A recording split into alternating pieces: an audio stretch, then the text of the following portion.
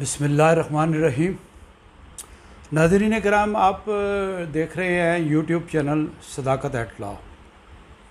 मेरा नाम मिर्ज़ा सदाकत अली है। मैं advocate supreme court of Pakistan हूँ और मैं अपने चैनल पर आपको खुशामदीद कहता हूँ।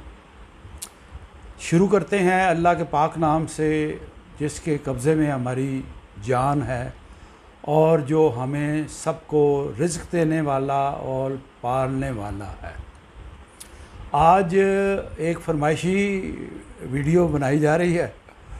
वो कुछ मेरी जानने वाली ख़वातीन हैं, कुछ हज़रात हैं जिन्होंने रिक्वेस्ट की कि आप ये बैंक के अमाउंट्स और नेशनल सेविंग सेंटर्स में जो अमाउंट्स होते हैं, जो वालिद या वालिदा या कोई रिश्तेदार इंतकाल कर जाए तो उसके बारे में प्रोसीजर क्या है, लॉ क्या है, आजकल जो प्रिवेलिंग लॉ है, तो उस पर ये आज की वीडियो है।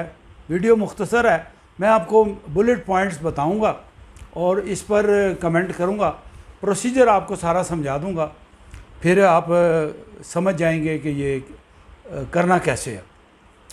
फ़र्ज़ कर लें कि किसी एक शख्स के वालिद इंतकाल कर गए, उसकी पीछे एक बेवा है और एक बेटा है और दो बेटियां हैं। ये मैंने मिसाल के तौर पे आपको बताया है, प्रेपोजिशन है आपको समझाने के लिए। किसी मखसूस का ना नाम लेना है ना किसी का हमने ज़िक्र करना है, ये आपको समझाने की खातिर है। प्रोसीजर आपको बता रहा हूँ क्या है। जब मरने वाला मर जाता है तो सबसे पहले जो आप लोगों ने काम करना होता है वो ये करना होता है कि उनकी तदफीन वगैरह करने के बाद, यानी उनको कब्रिस्तान में सुपुर्द खाक करने के बाद पहला काम जो आपने करना है वो ये है कि कब्रिस्तान की रसीद लेनी है आपने। और जो अगर हॉस्पिटल में उनकी डेथ हुई है तो डेथ सर्टिफिकेट जो हॉस्पिटल का है वो डेथ सर्टिफिकेट नहीं होता, ये याद रखिए, वो पब्लिक डॉक्यूमेंट नहीं होता। वो डेथ सर्टिफिकेट सिर्फ हॉस्पिटल तक होता है इस अमर के लिए कि इनका इंतकाल हॉस्पिटल में हो चुका है, ये फ़लाँ साहब थे, फ़लाँ बीमारी से फौत हुए और फ़लाँ तारीख़ को इनका इंतकाल हुआ। ये आपको समझ आ गई। ये आपको कहाँ काम आएगा? ये आपको काम आएगा जब आप नादरा के ऑफ़िस में या यूनियन कौंसिल के ऑफ़िस में जाएंगे और उनका डेथ सर्टिफिकेट बनाएंगे। वहाँ ये आप जाके देंगे और वो आपसे ये लेंगे और फिर वो आपको डेथ सर्टिफिकेट बना देंगे। ये याद रखिए कि जो मतवफ़ी होता है, डिसीज़्ड, मतवफ़ी को इंग्लिश में डिसीज़्ड बोलते हैं, उसके इंतकाल के चंद दिन बाद ही, यानी एक हफ़्ते के अंदर अंदर ये काम आपने करना है। यानी डेथ सर्टिफिकेट लेने वाला काम आपने फ़ौरन करना है, इसमें ताख़ीर नहीं करनी। ताख़ीर करेंगे तो आपके लिए दुश्वारी हो सकती है। आप से एहलकार जो हैं वो रिश्वत भी तलब करेंगे और आपको तंग भी करेंगे। तो सबसे पहले आपने करना है डेथ सर्टिफिकेट अप्लाई करना है और फिर उसकी मुसद्दिका यानी अटेस्टेड कॉपी वहाँ से ले लेनी है और उसकी बिना पर फिर नादरा से, वो जो यूनियन कौंसिल होती है वो नादरा से लिंक्ड होती है। वो जो यूनियन कौंसिल आपको डेथ सर्टिफिकेट देगी वो नादरा का ही होगा। इसके अलावा फिर आपने नादरा से FRC, इसका मतलब है फैमिली रजिस्ट्रेशन सर्टिफिकेट। मरने वाले की बीवी और बच्चे, बेटियां, बेटे कितने थे, उनकी तस्वीरें, उनके शनाख्ती कार्ड नंबर, पूरी एक लिस्ट बनी होगी, वो आपको एक अटेस्टेड कॉपी दे देंगे। फिर आपने क्या करना है, ये मैं आपको होशियारी और समझदारी की बातें सारी तजर्बे की बता रहा हूँ। अगर आपको याद ना रहे तो मेरी वीडियो आप दोबारा चला के देख सकते हैं और अभी नोट करना चाहें तो नोट भी कर सकते हैं। फिर जो इसके साथ ही आपने पहला काम करना है, उनके जितने भी बैंक अकाउंट हैं जो आपको मालूम हैं या आपको नंबर नहीं भी मालूम, ब्रांच का पता है, आपने ब्रांच में जाके तहरीरी दरख्वास्त देनी है कि मेरे वालिद फ़लाँ डेट को फ़ौत हो गए, वालिद हो या वालदा हो, कोई भी हो, इंतकाल कर गए हैं और हम उनका डेथ सर्टिफिकेट अंडर प्रोसेस है, आप उनका अकाउंट का ऑपरेशन, विड्रॉल और इसके साथ उनका एटीएम सब रोक दें, ब्लॉक कर दें। ये क्यों करना है? बाद लोगों के पास साइन शुदा चेक लिखे हुए होते हैं और या जेली दस्तखत करा के अपना नाम लिख के तो वो बेरर के तौर पे बैंक में जाके पैसे निकलवा लेते हैं। और कई ऐसे भी बच्चे हमने देखे हैं, ख़ानदानों में बड़ी लड़ाइयाँ झगड़े होते हैं और हमारा माशरा तो माफ़ी के साथ, बड़ी माजरत के साथ कहता हूँ, बहुत बेईमान माशरा है। बाकी छोटे बच्चों को या बाकी लोगों को इल्म ही नहीं होता, एक आदमी सारे पैसे निकलवा के ले जाता। तो आपने उनका जो एटीएम कार्ड है वो भी ब्लॉक कराना है फौरी तौर पर, इंतकाल के दूसरे तीसरे दिन। ये याद रखना है ये बात। कई लोगों को ये देखा गया है, मैं कई केस कर रहा हूँ, लाहौर में भी कर रहा हूँ, इस्लामाबाद में भी कर रहा हूँ, रावलपिंडी में भी कर रहा हूँ।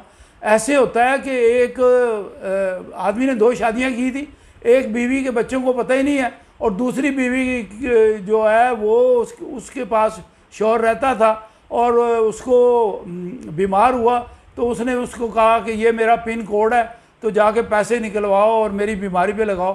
पिन कोड उसको पता था और मिलियंस के हिसाब से पैसा पड़ा हुआ था। वो जब इंतकाल हो गया और इंतकाल के बाद भी वो पिन नंबर जो है वो इस्तेमाल करती रही और सारा पैसा निकलवा के ले गई।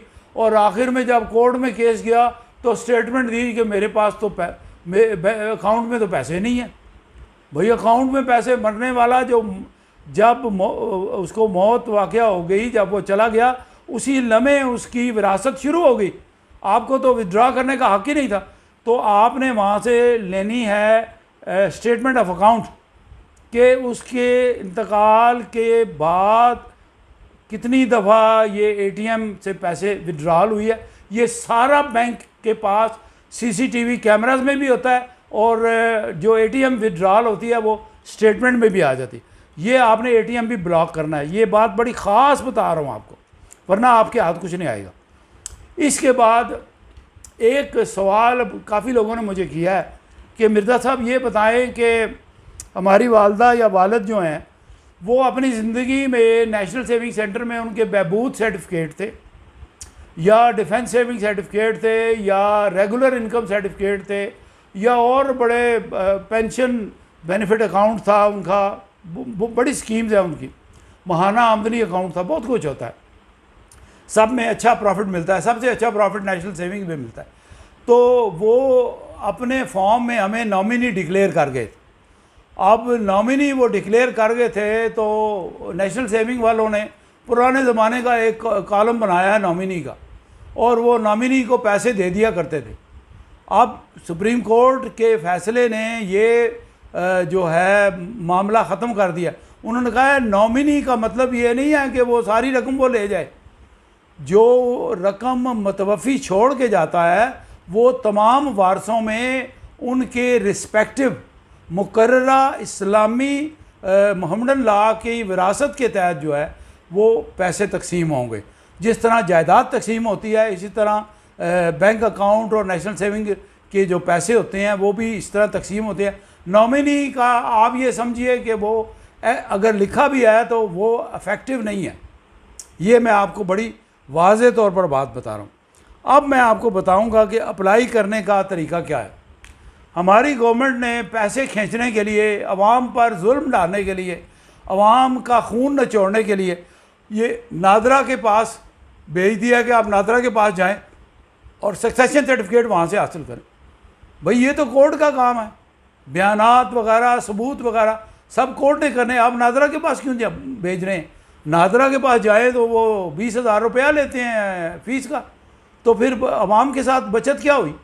अच्छा, तो बहुत सारे केसेस में वो जहाँ पर कोई झगड़ा हो, डिस्प्यूट हो या रकम ज़्यादा हो तो वो एक डिक्लाइन सर्टिफिकेट दे देते हैं।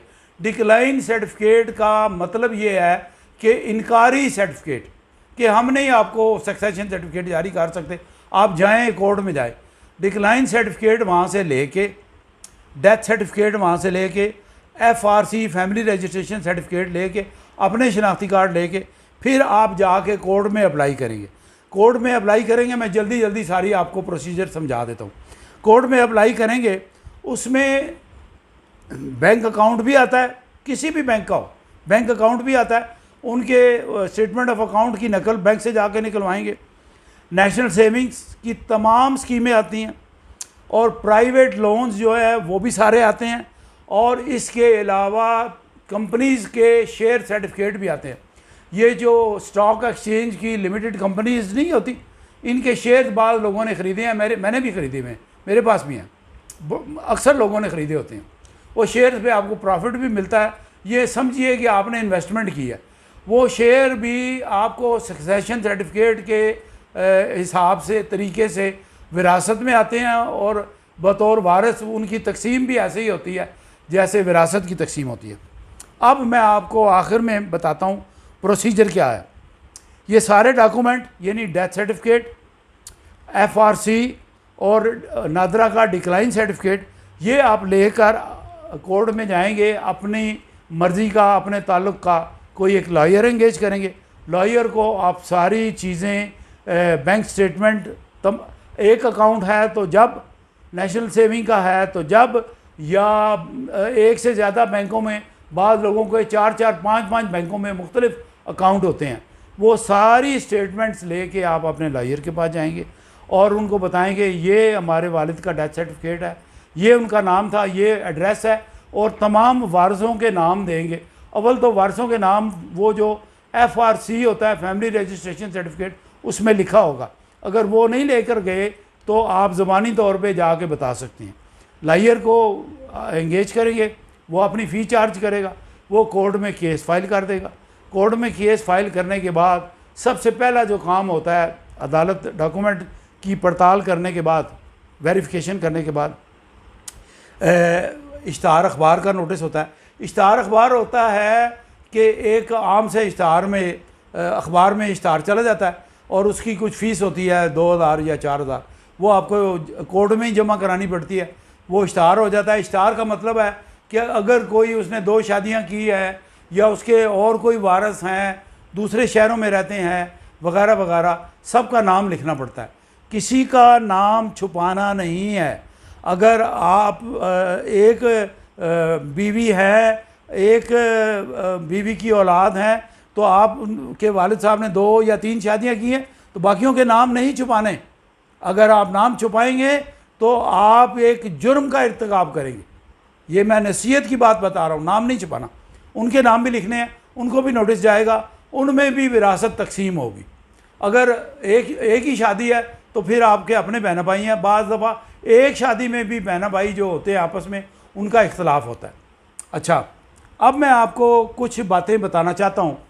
वो ये है कि जब आप सक्सेशन सर्टिफिकेट का सिविल कोर्ट में केस करते हैं तो कोर्ट जो है वो आपकी स्टेटमेंट रिकॉर्ड करती है इश्तहार अखबार होने के बाद, और डेथ सर्टिफिकेट और तमाम डॉक्यूमेंट जो मैंने यहाँ जिक्र कर चुका हूँ, रिपीट नहीं करता, वो आप टेंडर करेंगे सबूत के तौर पे, शहादत के तौर पे, और उसके अलावा फिर आप 2 गवाह भी पेश करेंगे कि मैं जानता हूँ इनको, इनका नाम ये था, फ़लाँ दिन इंतकाल हुआ, इनके ये वारिस है।